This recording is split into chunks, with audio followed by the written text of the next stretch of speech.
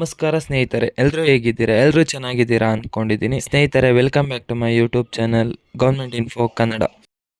ಸ್ನೇಹಿತರೆ, ಗೃಹಲಕ್ಷ್ಮಿಯ 2,000 ರು ಇನ್ನು ಮುಂದೆ ಬರಬೇಕಪ್ಪ ಎಂದರೆ ಖಂಡಿತವಾಗಿ ಈ ರೂಲ್ಸ್ ಫಾಲೋ ಮಾಡಲೇಬೇಕಾಗುತ್ತೆ. ಇಲ್ಲಾಂದರೆ ನಿಮಗೆ ಗೃಹಲಕ್ಷ್ಮಿ ಹಣ ಬರೋದಿಲ್ಲ ಅಂತಲೇ ಹೇಳ್ಬೋದು. ಹಾಗಾದರೆ ಆ ರೂಲ್ಸ್ ಏನೆಂಬುದು ಎಂದು ಈ ವಿಡಿಯೋದಲ್ಲಿ ನಿಮಗೆ ತಿಳಿಸಿಕೊಡ್ತೀನಿ. ಹಾಗಾಗಿ ಈ ವಿಡಿಯೋನ ಪೂರ್ತಿ ನೋಡಿ ಅಂತ ಹೇಳ್ತಾ, ಗೃಹಲಕ್ಷ್ಮಿ 7ನೇ ಕಂತಿನ ಹಣ ಬಂದಿಲ್ಲ ಅಂದರೆ ಏನು ಮಾಡಬೇಕು ಎಂಬುದನ್ನು ಕೂಡ ಈ ವಿಡಿಯೋದಲ್ಲಿ ತಿಳಿಸಿಕೊಡ್ತೀನಿ. ಗೃಹಲಕ್ಷ್ಮಿಯ ಪೆಂಡಿಂಗ್ ಇರುವಂತಹ ಹಣ ಯಾವಾಗ ಬರ್ತದೆ ಎಂಬುದನ್ನು ಕೂಡ ಈ ವಿಡಿಯೋದಲ್ಲಿ ತಿಳಿಸಿಕೊಡ್ತೀನಿ. ಗೃಹಲಕ್ಷ್ಮಿಯ 7ನೇ ಕಂತಿನ ಹಣ ಯಾವಾಗ ಬರ್ತದೆ ಎಂಬುದನ್ನು ಕೂಡ ಈ ವಿಡಿಯೋದಲ್ಲಿ ತಿಳಿಸಿಕೊಡ್ತೀನಿ. ಆದ್ದರಿಂದ ಈ ವಿಡಿಯೋನ ಯಾರಾದರೂ ಸಬ್ಸ್ಕ್ರೈಬ್ ಮಾಡ್ಕೊಂಡಲ್ಲೇ ನೋಡ್ತಾ ಇರೋ ಪ್ಲೀಸ್ ಸಬ್ಸ್ಕ್ರೈಬ್ ಮಾಡ್ಕೊಂಡು ವಿಡಿಯೋ ನೋಡಿ. ಮತ್ತು ವಿಡಿಯೋ ಚೆನ್ನಾಗಿದ್ರೆ ವಿಡಿಯೋಕ್ಕೊಂದು ಲೈಕ್ ಹಾಕೋದು ಮರಿಬೇಡಿ ಅಂತ ಹೇಳ್ತಾ, ಸ್ನೇಹಿತರೆ ಹಾಗೆ ಬೆಲ್ ಐಕಾನ್ ಮೇಲೆ ಕ್ಲಿಕ್ ಮಾಡಿಬಿಟ್ಟು ಬೆಲ್ ಬಟನ್ನ ಆನಲ್ಲಿ ಇಟ್ಕೊಳ್ಳಿ ಅಂತ ಹೇಳ್ತಾ, ಬನ್ನಿ ಸ್ನೇಹಿತರೆ ವಿಷಯಕ್ಕೆ ಹೋಗೋಣ.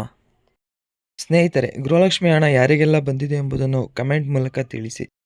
ಒಂದು ವೇಳೆ ಬಂದಿಲ್ಲ ಅಂದರೆ ಯಾವಾಗ ಬರ್ತದೆ ಅನ್ನೋದನ್ನು ತಿಳಿಸಿಕೊಡ್ತೀನಿ.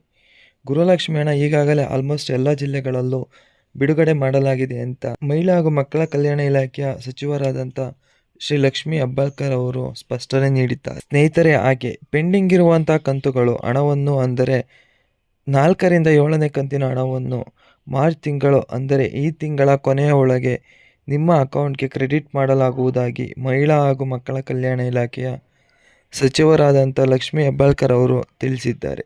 ಪೆಂಡಿಂಗ್ ಇರುವಂಥ ಹಣ ಯಾರಿಗೆಲ್ಲ ಬಂದಿಲ್ಲ ಅವರು ಯೋಚನೆ ಮಾಡುವ ಅಗತ್ಯವಿಲ್ಲ. ಈ ತಿಂಗಳ ಕೊನೆಯಲ್ಲಿ ಎಲ್ಲರಿಗೂ ಉಳಿದಿರುವ ಎಲ್ಲ ಕಂತುಗಳ ಹಣ ಜಮಾ ಆಗುತ್ತೆ ಅಂತಲೇ ಹೇಳಬಹುದಾಗಿದೆ. ಸ್ನೇಹಿತರೆ, ನೀವು ನೆಗ್ಲೆಕ್ಟ್ ಮಾಡಲಿಕ್ಕೆ ಹೋಗಬೇಡಿ. ಈಗಲೇ ಬ್ಯಾಂಕ್ಗೆ ತೆರಳಿ ಬ್ಯಾಂಕಲ್ಲಿ KYC ಆಗಿದೆ ಎಂಬುದನ್ನು ಖಚಿತಪಡಿಸಿಕೊಳ್ಳಿ.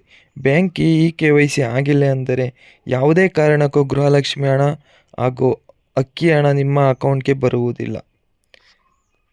ಸ್ನೇಹಿತರೆ, ಹಾಗೆ ನಿಮ್ಮ ರೇಷನ್ ಕಾರ್ಡಲ್ಲಿ ಇರುವ ಎಲ್ಲ ಸಿಬ್ಬಂದಿಯ KYC ಆಗಿದೆ ಎಂಬುದನ್ನು ತಿಳಿದುಕೊಳ್ಳಿ.